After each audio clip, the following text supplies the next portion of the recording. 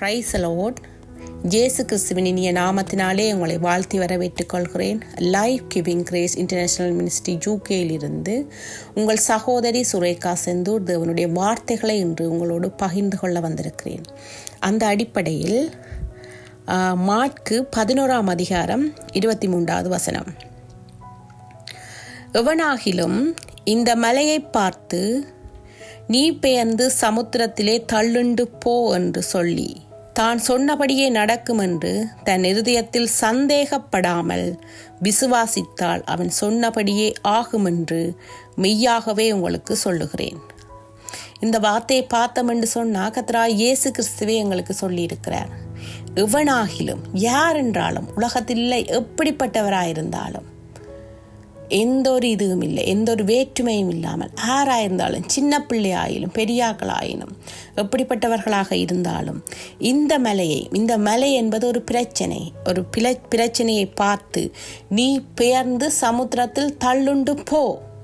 மலை உயரமாயிருக்கும், சமுத்திரம் ஆழமாயிருக்கும். அந்த மலை எப்படி பெயர்ந்து சமுத்திரத்தில் தள்ளுண்டு போய் சமமாக போல அந்த பிரச்சனை அவங்களை விட்டு இல்லாமல் போய் சமாதானமாக இருக்கும் என்று சொல்லி இருக்கிறார். இதில் பார்த்தோம் என்று சொன்னால் சாதாரண மனுஷராக நாங்கள் உலகத்தாராக பார்க்கும்பொழுது மலையை நாங்கள் பெயர்த்தோ இன்னொரு இடத்தை கொண்டு போய் தள்ளேலாது. ஏனென்று சொன்னால் எங்களோட உலக காரியமாக பார்த்தா அப்படி இல்லை. ஆனால் இயேசு கிறிஸ்து சொல்லுகிறார், அப்படிப்பட்ட பிரச்சனை அந்த மலை உலகத்தின் பார்வையில் தள்ளி கொண்டு போக இயலாது, தள்ள முடியாதங்களால். அப்படிப்பட்ட பிரச்சனையாக இருந்தாலும் நீ சொன்னபடியே என்னன்னு சொல்றார், நீ பெயர்ந்து சமுத்திரத்தில் தள்ளுண்டு போ என்று இருதயத்தில் சந்தேகப்படாமல் சொன்னபடியே நடக்கும் என்று தன் இருதயத்தில் சந்தேகப்படாமல், சந்தேகமே இல்லாமல், இல்லை நான் இது சொன்னா நடக்கும், இயேசு கிறிஸ்துவின் நாமத்தினாலே நான் சொல்லேக்க இது நடக்கும் என்று சொல்லி சந்தேகப்படாமல் அதை நீ பெயர்ந்து சமுத்திரத்தில் தள்ளுண்டு போ என்று சொல்லும் பொழுது அது அப்படியே ஆகும் என்று சொல்லியிருக்கிறார். எந்த ஒரு பிரச்சனை எப்படிப்பட்டதாக இருந்தாலும், ஏனென்று சொன்னால் அப்படிப்பட்ட வல்லமே எங்களுக்கு தந்திருக்கு.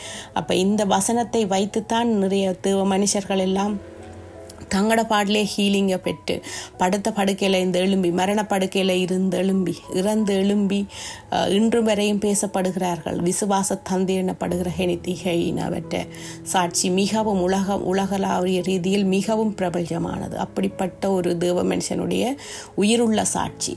அதே போல் நிறைய பேர் அதை எங்களுக்கு தெரியாமலே எத்தனையோ விதமான அற்புதங்கள் இந்த வார்த்தையை வைத்து நடக்கிறது. ஏனென்றால் அவ்வளவு வல்லமை, அவ்வளவு மகிமையை எங்களுக்கு தந்திருக்கிறார். ஏனென்றால் தந்துட்டு தான் அவர் எங்களை இப்படி சொல்லியிருக்கிறார்.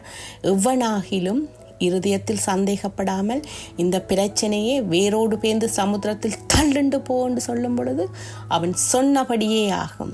இங்கே கடவுள் செய்ய போறதில்லை, நான் சொன்னபடி எங்களுக்கு அவ்வளவு வல்லமை அதிகாரத்தை தந்துட்டு தான் சொல்லியிருக்கிறார்.